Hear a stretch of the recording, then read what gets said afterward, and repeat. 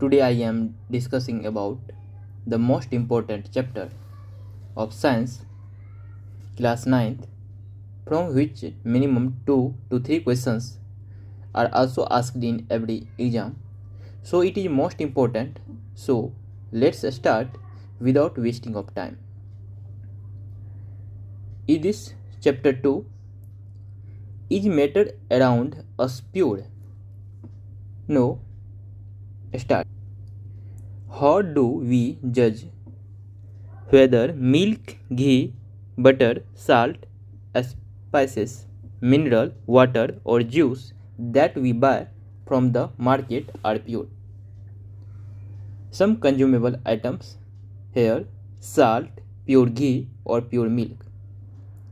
Next, have you ever noticed the word pure written on the pack of these consumables?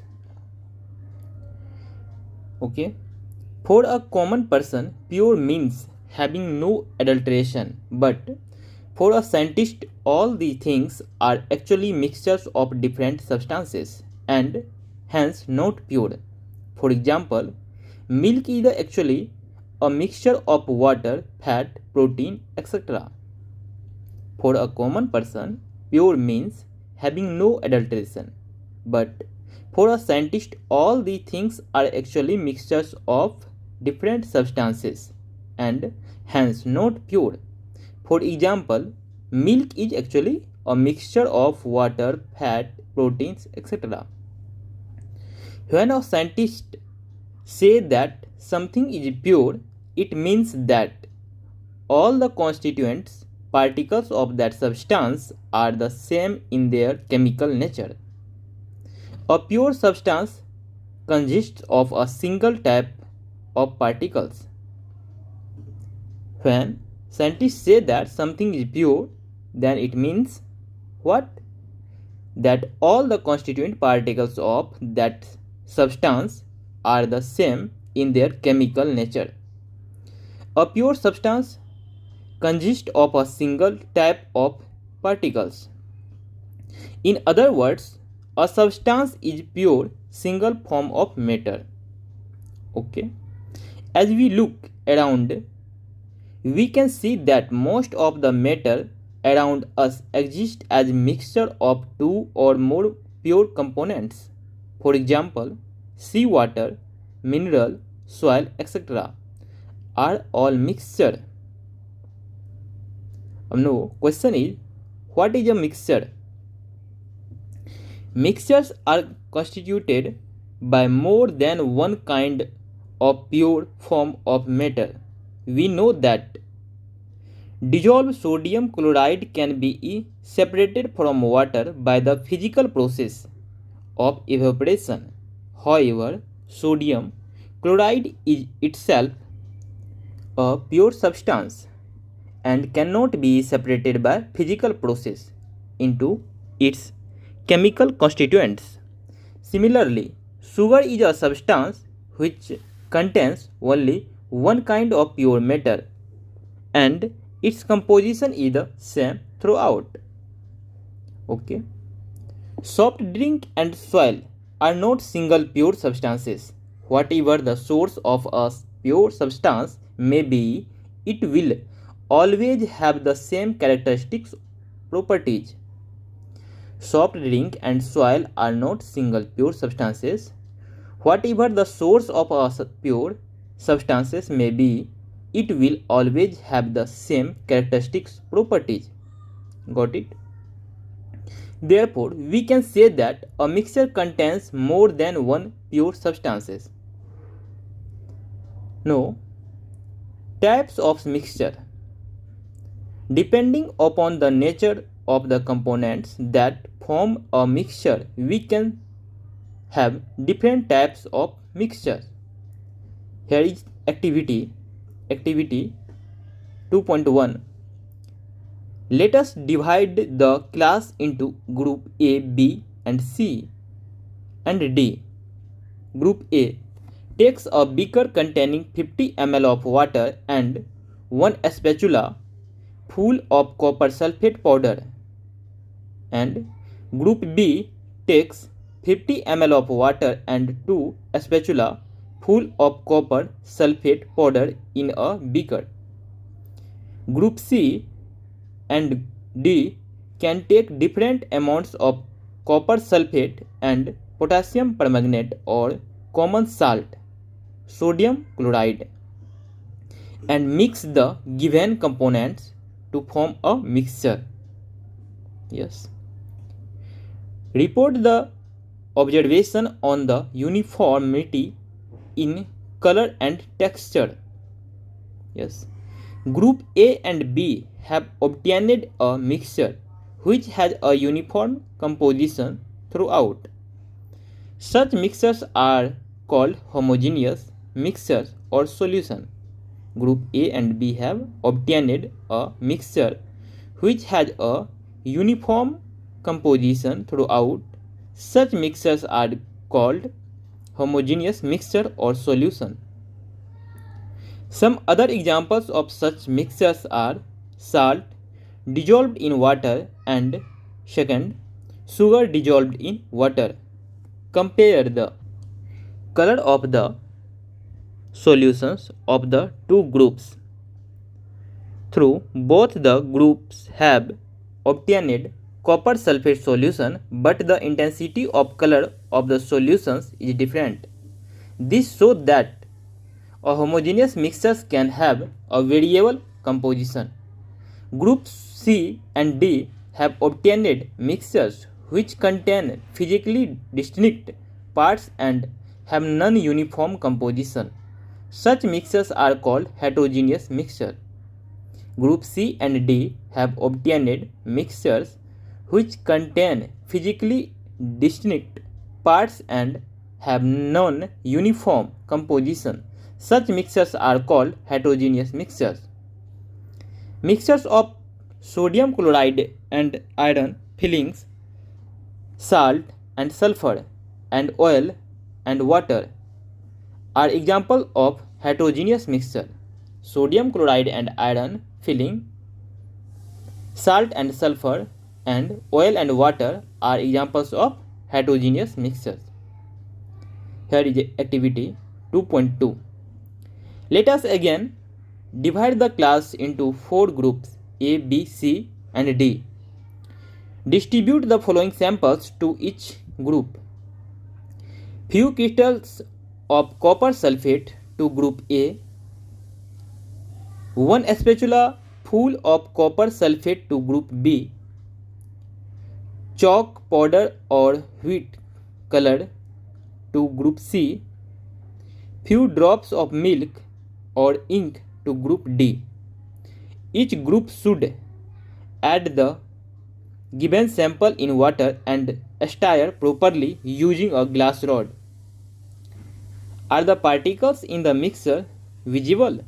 What? Direct a beam of light from a torch through the beaker containing the mixture and observe from the front. While the path of the beam light is visible.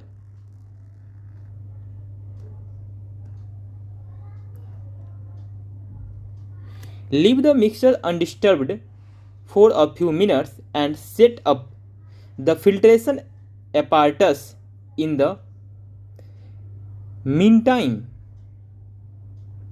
Is the mixture stable or do the particles begin to settle after some time? Okay. Filter the mixture. Is there any residue on filter paper? Discuss the result and form an opinion. Group A and B have got a solution. Group C has got a suspension. Group D has got a colloidal solution. Here is 3 activity. Group A and B have got a solution. Okay. Group C has got a suspension. Group D has got a colloidal solution. Here is A filter paper, B filter paper folded, C cone of filter paper. Okay.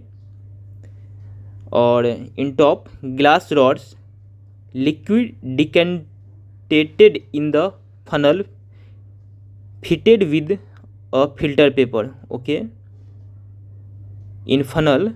Okay, in just in bottom, test tube and filtrate. Okay, filtration, figure 2.2.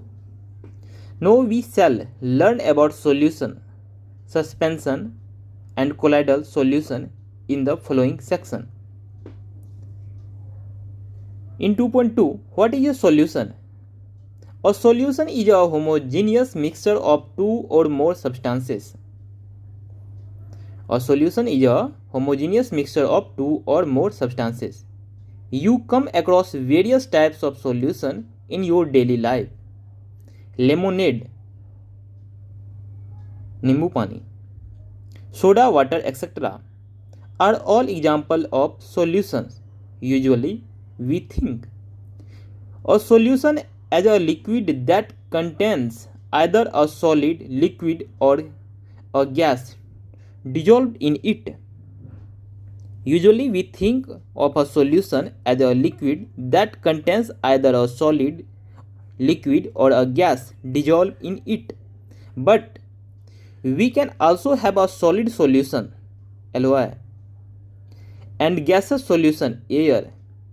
In a solution, there is homogeneity at the particle level. For example, lemonade tastes the same throughout. This shows that particles of sugar or salt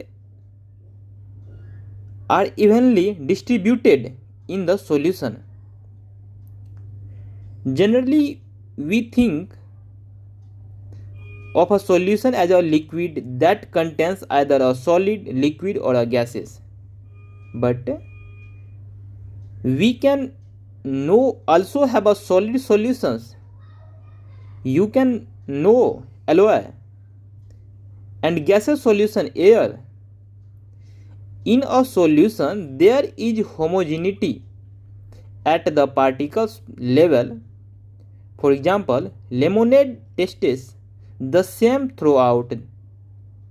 This shows that particles of sugar or salt are evenly distributed in the solution. Here is solution of LOI. LOI are mixtures of two or more metals or a metal and a non-metal, and cannot be separated into their components by physical method. LOI are mixtures of two or more metals or a metal and non-metal, and cannot be separated into their physical method. Their components by physical method is not separated, but still an LOI is considered as a mixture because it shows the property of its constituents and can have variable composition. But still an LOI is considered as a mixture because it shows the properties of its constituents and can have variable composition. For example, brass is a mixture of approximately 30% of zinc and 70% of copper. A solution has a solvent and a solute as its components. A solution has a solvent and a solute as its components. The component of the solution that dissolves the other component in it.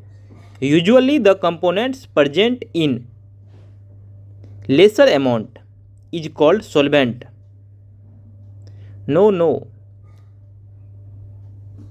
Usually the component present in larger amount is called solvent. The component of the solution that is dissolved in the solvent, usually present in lesser quantity, is called the solute. Let's see.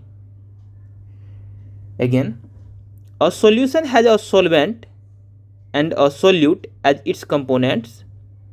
The component of the solution that dissolve the other component in it. Usually, the component present in larger amount is called solvent. Okay. The component of the solution that is dissolved in the solvent, usually present in lesser quantity, is called the solute. For example, a solution of sugar in water is a solid in liquid solution. In this solution, sugar is the solute and water is the solvent. A solution of sugar in water is a solid in liquid solution. What? Solid in liquid solution. In this solution, sugar is the solute and water is the solvent. Second, a solution of iodine in alcohol known as tincture of iodine, okay, has iodine solid as the solute and alcohol liquid as the solvent. Here, iodine is solid as the solute and alcohol liquid as the solvent. Here is solution of iodine in alcohol known as tincture of iodine. Okay. Third, aerated drinks like soda water, etc. are gas in liquid solution. These contains carbon dioxide gas as solute and water liquid as a solvent. Here, water is a larger amount and carbon dioxide is a lesser quantity. Okay. Next, air is a mixture of gas in gas. Air is a mixture of gas in gas. Air is a homogeneous mixture of a number of gases. Its two main constituents are oxygen 21% and nitrogen 78%. The other gases are present in very small quantities.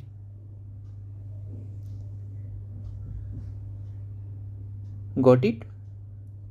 It is most important, so repeat it again.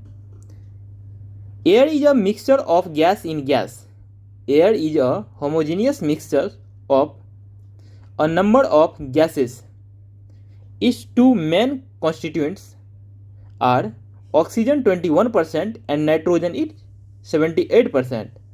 The other gases are present in very small quantities. Next, properties of solution. A solution is a homogeneous mixture. The particles of a solution are smaller than 1 nanometer. 1 nanometer equal to 10 to the power minus 9 meter in diameter. So they cannot be seen by naked eye. Okay. Because of very small particle size, they do not scatter a beam of light passing through the solution. So the path of light is not visible in a solution. Yes. The solute particles cannot be separated from the mixture by the process of filtration. The solute particles do not settle down when left undisturbed. That is, a solution is stable. Concentration of a solution. In activity 2.2, we observed that group A and B obtained different shades of solution. So we understand that in a solution, the relative proportions of the solute and solvent can be varied depending upon the amount of solute present in solution. It can be called dilute, concentrated or saturated solution. Dilute and concentrated are comparative terms. Depending upon the amount of solute present in a solution, it is it can be called dilute or concentrated or saturated solution. Dilute and concentrated are comparative terms. In activity 2.2, the solution obtained by group or dilute as compared to that obtained by group B. Activity 2.3. Take approximately 50 ml of water each in two separate beakers. Add salt in one beaker and sugar or barium chloride in the second beaker with continuous stirring. When no more solute can be dissolved, heat the contents of the beaker to raise the temperature by about 5 degrees Celsius. Start adding the solute again. Okay. Is the amount of salt and sugar or barium chloride that can be dissolved in water at a given temperature the same? What? Is the amount of salt and sugar or barium chloride that can be dissolved in water at a given temperature the same? At any particular temperature, a solution that has dissolved as much solute as it is capable of dissolving is said to be a saturated solution. At any particular temperature, a solution that has dissolved as much solute as it is capable of dissolving is said to be a saturated solution. In other words, when no more solute can be dissolved in a solution at a given temperature. When no more solute can be dissolved in a solution at a given temperature is a saturated solution. It is called saturated solution. The amount of the solute present in the saturated solution at this temperature is called its solubility. Next is this. The amount of the solute present in the saturated solution at this temperature is called its solubility. Okay. If the amount of solute contained in a solution is less than the saturation level, it is called an unsaturated solution. Solute contained in a solution is less than the saturation level. It is called an unsaturated solution. What would happen if you were to take a saturated solution at a certain temperature and cool it slowly?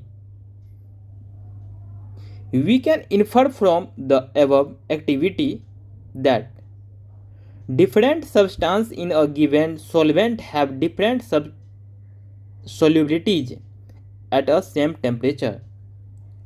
We can infer from the above activity that different substances in a given solvent have different solubilities at the same temperature. Okay. The concentration of a solution is the amount, mass or volume of solute present in a given amount, mass or volume of solution.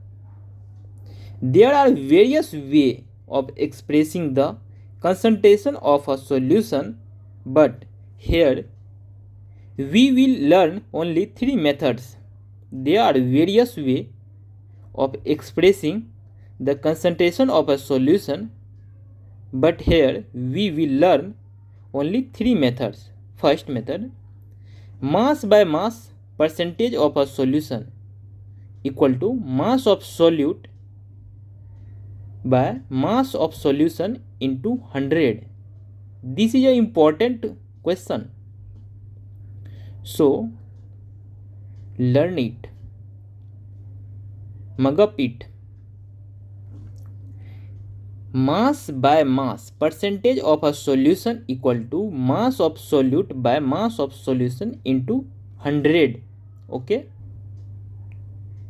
mass by volume, percentage of a solution equal to mass of solute by volume of solution into 100.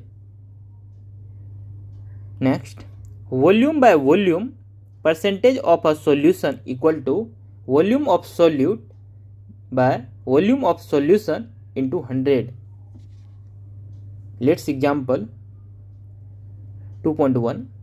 A solution contain 40 gram of common salt in 320 gram of water. Calculate the concentration in terms of mass by mass, percentage of the solution. Here is solution. Mass of solute salt equal to here 40 gram. Mass of solvent water equal to 320 gram. We know mass of solution equal to mass of solute plus mass of solvent. Then 40 gram plus 320 gram equal to 360 gram. Now we can calculate mass percentage of the solution. So we know that mass percentage of solution equal to mass of solute by mass of solution equal into 100. Then mass of solute is here 40 gram by mass of solution is here 360 gram into 100. Then we can calculate here 11.1%. Next, 2.2.2. What is a suspension? Question is, what is a suspension? Non-homogeneous system like those obtained by group C in activity 2.2, in which solids are dispersed in liquids, are called suspension. Solids are dispersed in liquid are called what? Suspensions. Okay. A suspension is a heterogeneous mixture in which the solute particles do not dissolve but remain suspended throughout the bulk of the medium. Okay. Particles of a suspension are visible to the naked eye. A suspension is a heterogeneous mixture, okay, in which the solute particles do not dissolve but remain suspended throughout the bulk of the medium. Particles of a suspension are visible to the naked eye. Properties of suspension. Suspension is a heterogeneous mixture. The particles of a suspension can be seen by the naked eye. Here is this two properties of suspension. Suspension is a heterogeneous mixture. Okay. The particles of a suspension can be seen by the naked eye. The particles of a suspension scatter a beam of light passing through it and makes its path visible. Okay. This is a property of suspension. Next property of suspension is the solute particles settle down when a suspension is left undisturbed. That is, a suspension is unstable. They can be separated from the mixture by the process of filtration. Okay. When the particles settle down, the suspension breaks and it does not scatter light anymore. Got it? Next, question is, what is a colloidal solution? The mixture obtained by group D in activity 2.2 is called a colloidal or colloidal solution. The particles of a colloid are uniformly spread throughout the solution due to the relatively smaller size of particles as compared to that of a suspension, the mixture appears to be homogeneous, but actually a colloidal solution is a heterogeneous mixture. For example, milk. A colloidal solution is a heterogeneous mixture. For example, milk. Okay. Because of the small size of colloidal particles, we cannot see them with naked eye. Okay. But these particles can easily scatter a beam of visible light as observed in activity 2.2. This scattering of a beam of light is called the Tyndall effect, after the name of the scientist who discovered this effect. Okay. These particles can easily scatter a beam of visible light as observed in activity 2.2. This scattering of a beam of light is called the Tyndall effect, after the name of the scientist who discovered this effect. Okay. Tyndall effect can also be observed when a fine beam of light enters a room through a small hole. This happens due to scattering of light by the particles of dust and smoke in the air. You can also see in home. Tyndall effect can also be observed, okay, in home. When a fine beam of light enters a room through a small hole, this happens due to the scattering of light by the particles of dust and smoke in the air.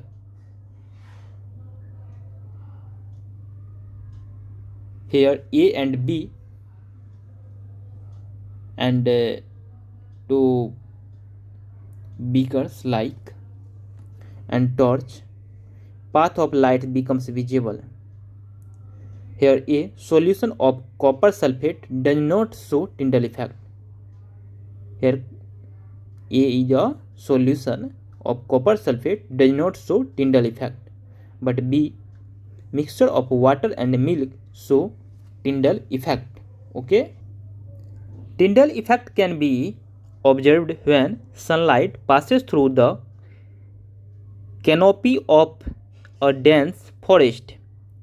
In the forest, mist contains tiny droplets of water which act as particles of colloid dispersed in air.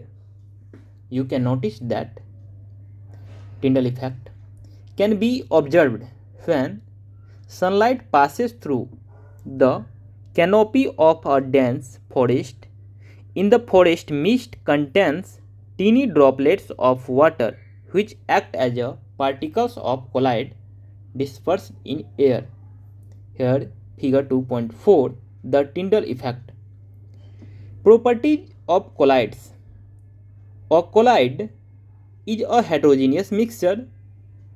The size of particles of a colloid is too small to be individually seen with naked eye. Property of colloid. A colloid is a heterogeneous mixture. Okay. Next, the size of particles of a colloid is too small to be individually seen with naked eye. Okay. Next, colloids are big enough to scatter a beam of light passing through it and make its path visible. Next, they do not settle down when left undisturbed. That is, a colloid is quite stable.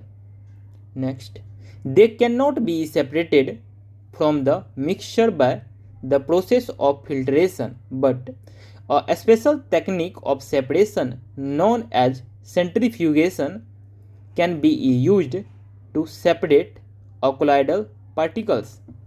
Okay. The components of a colloidal solution are the dispersed phase and the dispersion medium. The solute-like component or the dispersed particles in a colloid form the dispersed phase, and the component in which the dispersed phase is suspended is known as the disperging medium. The solute-like component or the dispersed particles in a colloid form the dispersed phase, and the component in which the dispersed phase is suspended is known as the disperging medium. Okay. Colloids are classified according to the state, solid, liquid or gas, of the disperging medium and the dispersed phase. A few common examples are given in table 2.1. From this table, you can see that they are very common everyday life. It is most important, so mug up it. Common example of colloids. Here, dispersed phase, dispersing medium, type, and example. When dispersed phase is liquid and dispersing medium is gas, is this type of aerosol. Is example of fog, clouds, mist. When dispersed phase is solid and dispersing medium is gas, then type of colloids is aerosol. Is this example smoke, automobile, exhaust. Next, dispersed phase is gas and dispersing medium is liquid. This type of form examples is shaving cream. Next, when dispersed phase is liquid and dispersing medium is liquid, is this type emulsion. Example is milk, face cream. Next, dispersed phase is solid and dispersing medium is liquid. Is this type of solid. Example is milk of magnesia and mud. Okay. Next, dispersed phase is gas, dispersing medium is solid, then is this type of foam. Example is foam, rubber, sponge, pumice. Next, when dispersed phase is liquid and dispersing medium is solid, then is this type of gel. Example is jelly, cheese and butter. Next or last, when dispersed phase is solid and dispersing medium is solid, then is this type of solid solution. Example is colored gemstone, milky glass. Here by mistake I am tell you example of dispersed phase and dispersing medium and type, and example is fifth number. When dispersed phase is solid and dispersing medium is liquid, then is this type of solution, not solid. Okay. Is this example is milk of magnesia and mud. By mistake I am telling you in solution is solid, but it is a solution. Okay, got it. Next, physical and chemical change. In the previous chapter we have learned about a few physical properties of matter. Okay, The properties that can be observed and specified like color, hardness, rigidity, fluidity, density, melting point, boiling point, etc. are the physical properties. The properties that can be observed and specified like color, hardness, rigidity, fluidity, density, melting point, boiling point, etc. are the physical properties. Okay. The interconversion of states is a physical change because this change occurs without a change in composition and no change in the chemical nature of the substance. Although ice, water and water vapor all look different and display different physical properties, they are chemically the same. Ice, water and water vapor all look different and display different physical properties, they are chemically the same. Okay. Both water and cooking oil are liquid, but their chemical characteristics are different. They differ in odor and inflammability. We know that oil burns in air whereas water extinguishes fire. It is this chemical property of oil that makes it different from water. Okay. Burning is a chemical change. It is important. Burning is a chemical change.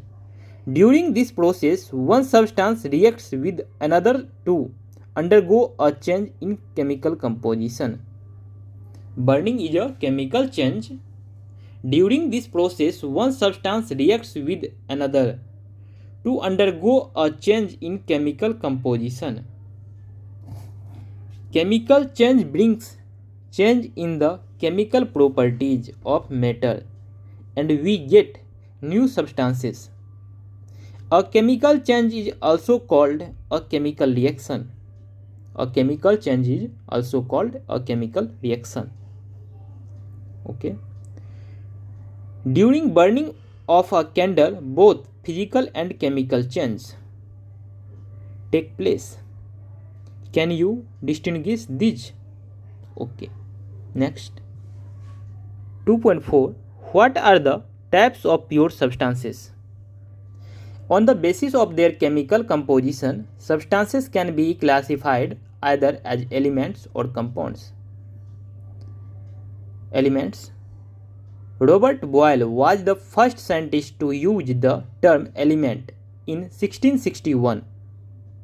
Anthony Laurent Lavoisier 1743 to 94, a French chemist, was the first to establish an experimentally useful definition of an element. Robert Boyle was the first scientist to use the term element in 1661. Anthony Laurent Lavoisier 1743 to 1904, a French chemist, was the first to establish an experimentally useful definition of an element. He defined an element as a basic form of matter that cannot be broken down into simpler substance by chemical reaction. Okay. Elements can be normally divided into metals, nonmetals and metalloids. Elements can be normally divided into metals, nonmetals and metalloids. Metals usually show some or all of the following properties. Okay. First, they have luster. Luster means shine. Next, they have silvery gray or golden yellow color. Okay. They conduct heat and electricity. Okay.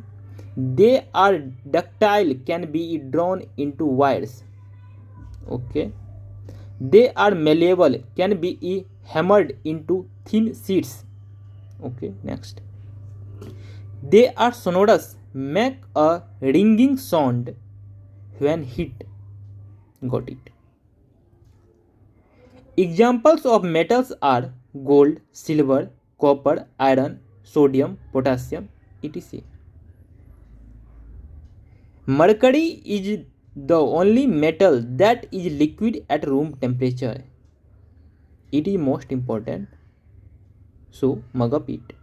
Mercury is the only metal that is liquid at room temperature. Okay. Next, nonmetals usually show some or all of the following properties. Nonmetal, they display a variety of colors. Okay. Next, they are poor conductors of heat and electricity. Okay. They are not lustrous, sonorous, or malleable. Okay. Example of nonmetals are hydrogen, oxygen, iodine, carbon, coal, coke, bromine, chlorine, etc. Some elements have intermediate properties between those of metals and nonmetals. They are called metalloids. Example, boron, silicon, germanium, etc. More to know, it is some facts. It is most important. The number of elements known at present are more than 100. 92 elements are naturally occurring and the rest are man-made. 92 elements are naturally occurring and the rest are man-made. Okay. Majority of the elements are solid. Okay. 11 elements are in gaseous state at room temperature.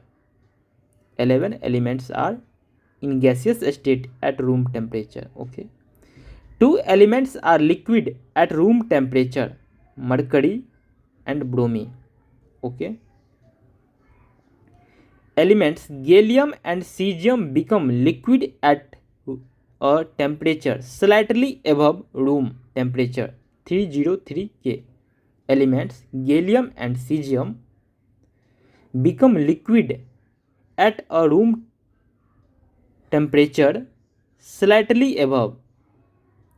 Temperature is 303 Kelvin. Okay. Next, compounds. A compound is a substance composed of two or more elements chemically combined with one another in a fixed proportion. What is compound? A compound is a substance composed of two or more elements chemically combined with one another in a fixed proportion. Okay. Next, what do we get when two or more elements are combined? Activity 2.4.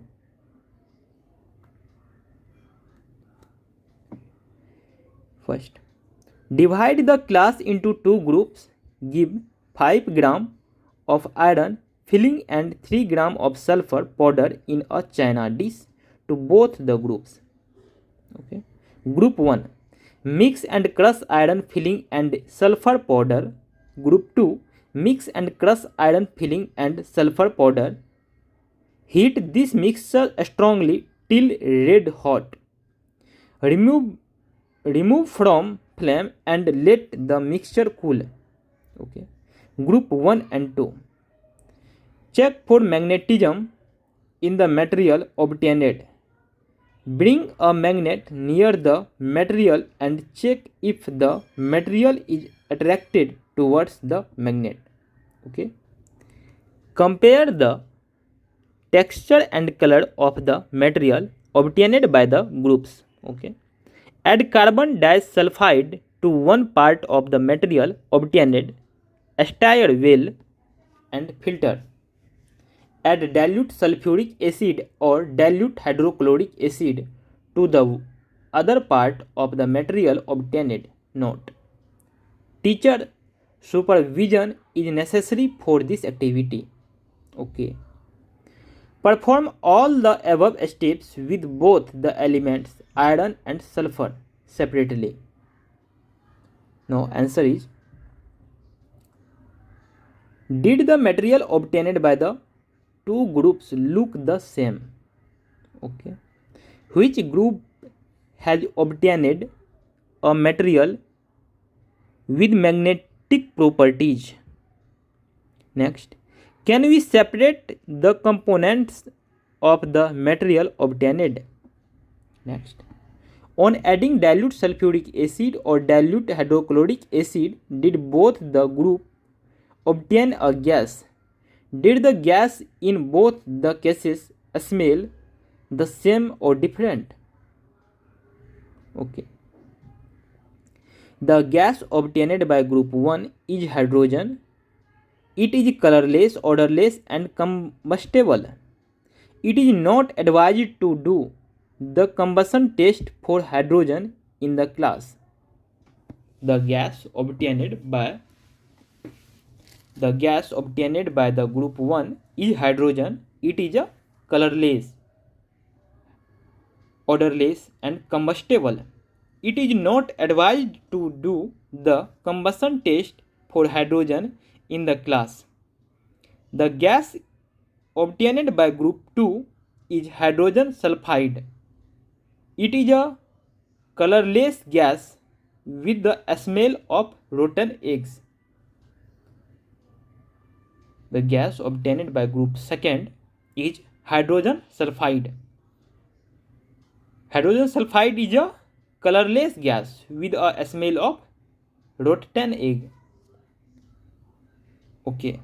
You must have observed that the products obtained by both the groups show different properties, though the starting materials were the same.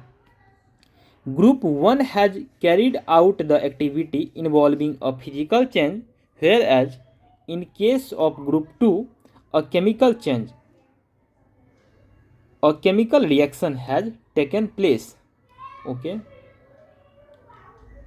The material obtained by group 1 is a mixture of two substances. The substance given are the elements iron and sulfur. Yes. The properties of the mixtures are the same as that of its constituents. Mixture and compounds. Mixtures. Elements or compounds just mix together to form a mixture and no new compound is formed. Compound. Elements react to form new compounds. Mixture. A mixture has a variable composition, but compound, the composition of each new substance is always fixed. Okay. Mixture. A mixture shows the properties of the constituent substance. Compound. The new substance has totally different properties. Okay. Mixture. The constituents can be separated fairly easily by physical method. But compound, the constituents can be separated only by chemical or electrochemical reaction. Okay. Next, the material obtained by group 2 is a compound. Next, on heating the two elements strongly, we get a compound which has totally different properties compared to the combining elements. Next, the composition of a compound is the same throughout. We can also observe that the texture and the color of the compound are the same throughout. Thus, we can summarize the physical and chemical nature of matter in the following graphical organizer. Okay. Matter: solid, liquid or gas. Matter, two types: pure substance or mixture. mixture, no fixed composition. Okay. Pure substance, elements and compounds. Elements cannot be broken down to simpler substance. Compounds have fixed composition, can be broken down into elements by chemical or electrochemical reaction. Next, elements. For example, copper, oxygen, iron, hydrogen, mercury. Compounds, for example, water, methane, sugar, salt, etc. No. Mixture. Mixtures two types: homogeneous, heterogeneous. Homogeneous, uniform composition. Heterogeneous, non-uniform composition. Example of homogeneous: sugar in water, salt in water, sulfur in carbon dioxide, sulfide, water in alcohol. Okay. Heterogeneous, example, sand and salt, sugar and salt, water in oil, etc. Okay, got it? अब now we will discuss what you have learned. A mixture contains more than one substance, elements and or compounds mixed in any proportion. Okay. Mixtures can be separated into pure substance using appropriate separation technique. Okay. A solution is a homogeneous mixture of two or more substances. The major component of a solution is called the solvent and the minor the solute. Okay. The concentration of a solution is the amount of solute present per unit volume or per unit mass of the solution. Okay. Materials that are insoluble in a solvent and have particles that are visible to naked eye form a suspension. A suspension is a heterogeneous mixture. Colloids are heterogeneous mixture in which the particle size is too small to be seen with the naked eye, but is big enough to scatter light. Okay. Colloids are useful in industry and daily life. The particles are called the dispersed phase, and the medium in which they are distributed is called the dispersion medium. Okay. Pure substances can be elements or compounds. An element is a form of matter that cannot be broken down by chemical reaction into simpler substance. A compound is a substance composed of two or more different types of elements chemically combined in a fixed proportion. Okay.